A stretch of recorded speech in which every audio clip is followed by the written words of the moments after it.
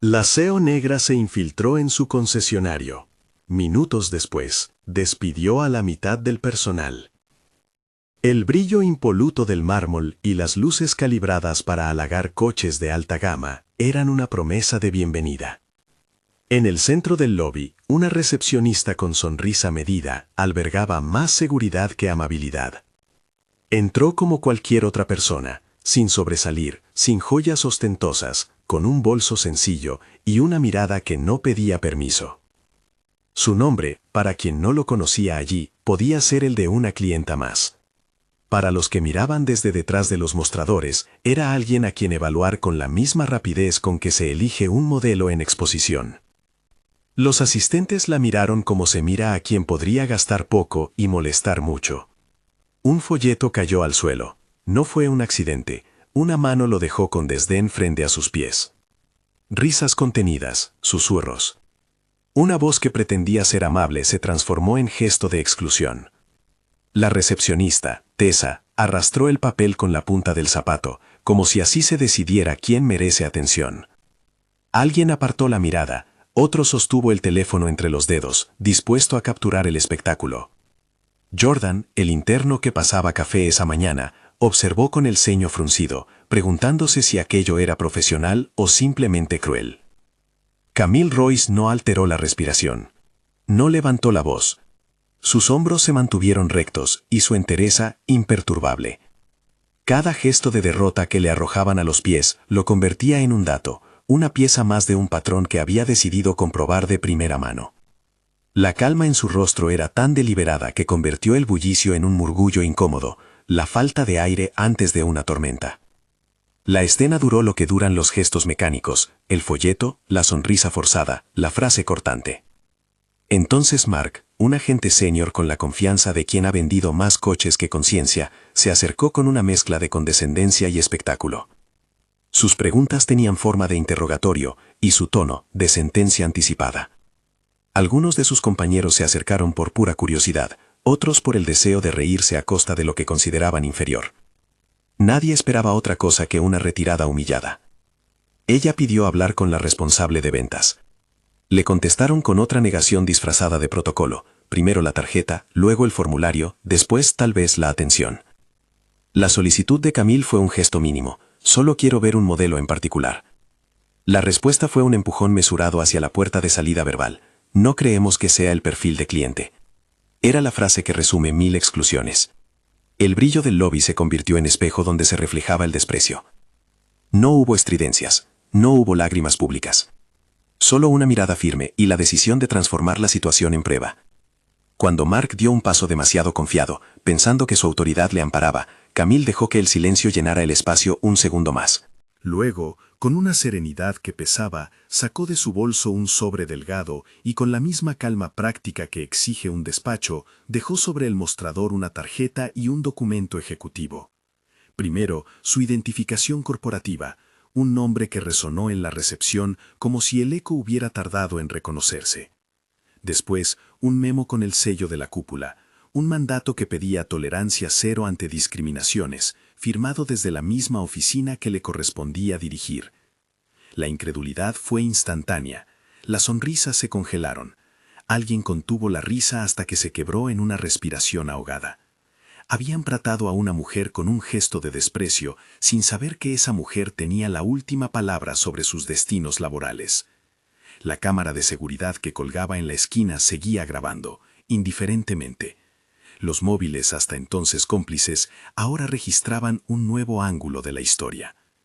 No era solo la presencia de la tarjeta lo que desarmó la escena, era la puerta que abría detrás, un equipo de cumplimiento y recursos humanos que llegaba con la velocidad con la que llega una verdad que no admite excusas. No buscaban espectáculo.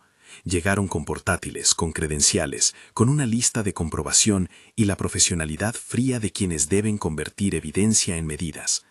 Revisaron la grabación. Se reprodujeron en la pantalla los gestos, las risas, los mensajes internos cuya frecuencia y tono no podían ser ignorados. No se leían insultos textuales en la pantalla, se veían patrones, comentarios que minimizaban clientes, hilos donde la inquina se repetía con pequeñas variaciones hasta hacerse norma. En la tablet que el responsable de cumplimiento colocó sobre el mostrador hubo archivos de audio y secuencias de video. La imagen del folleto en el suelo estuvo seguida por fragmentos de conversaciones que, sin repetir palabras hirientes, mostraban una actitud recurrente. Burlas sobre quién encajaba en la clientela, chistes a costa de personas con apariencia distinta, mensajes privados celebrando un código para filtrar a quienes no gustaban. La evidencia construyó un relato sin necesidad de adjetivos inflamatorios. La cultura se hizo visible por sus acciones. Camille miró a los presentes, no con odio, sino con la tranquila firmeza de quien aplica las normas de la casa. Habló con voz clara, no para humillar, sino para establecer los hechos. Ordenó medidas inmediatas. Primero, revocación de accesos. Tarjetas y credenciales fueron entregadas y anuladas. 2 agentes de seguridad, formales y serios, acompañaron a los implicados hacia una salida discreta, evitando cualquier bochorno público que no fuera necesario. Se procedió a la confiscación de dispositivos que habían sido utilizados para degradar clientes, como medida para preservar la integridad de la investigación. Los rostros que antes se creían protectores del estatus mostraron ahora la incertidumbre desnuda de quien ve su proceder desenmascarado. El despido in situ no fue una escena de venganza, fue la aplicación de una política que había sido sistemáticamente ignorada. Tessa, Mark y varios más recibieron la noticia con el mismo desconcierto con que se recibe una llamada que cambia una vida.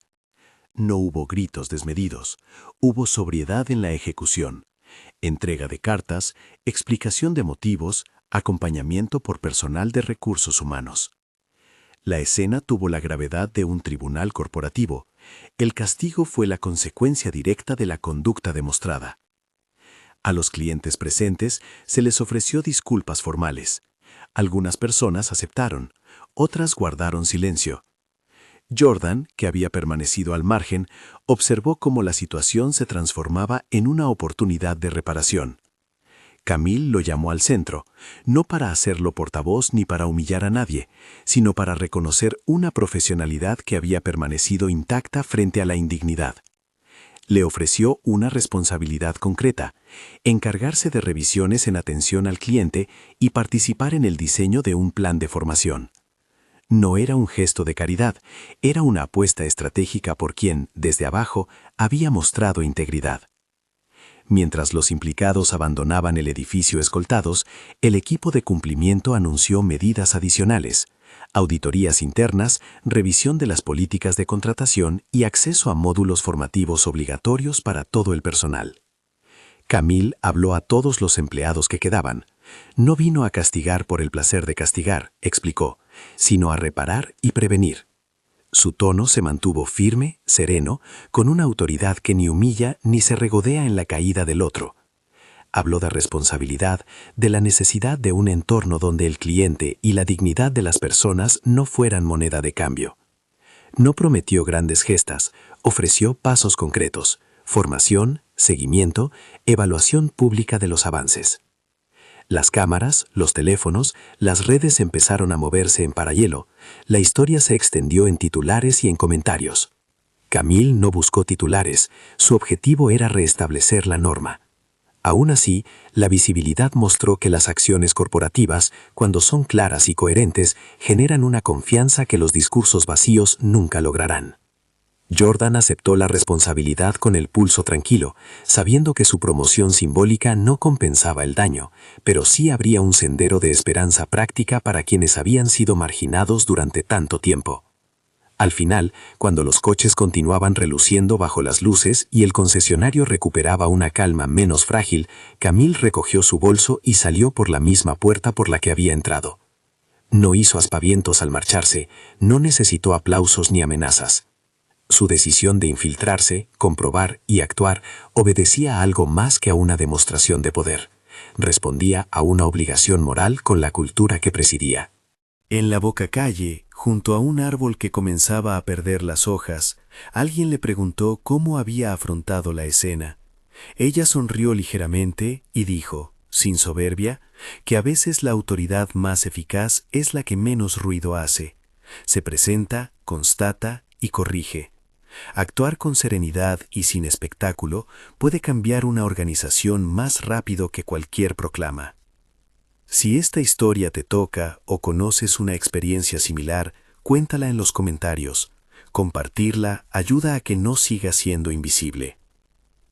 Cuando las luces se apagaron en el mostrador y las cámaras dejaron de grabar, quedó una lección clara. El verdadero liderazgo gobierna con hechos, no con escenificaciones. La medida de su poder no reside en el estruendo de una entrada triunfal, sino en la capacidad para observar, decidir y restaurar en silencio.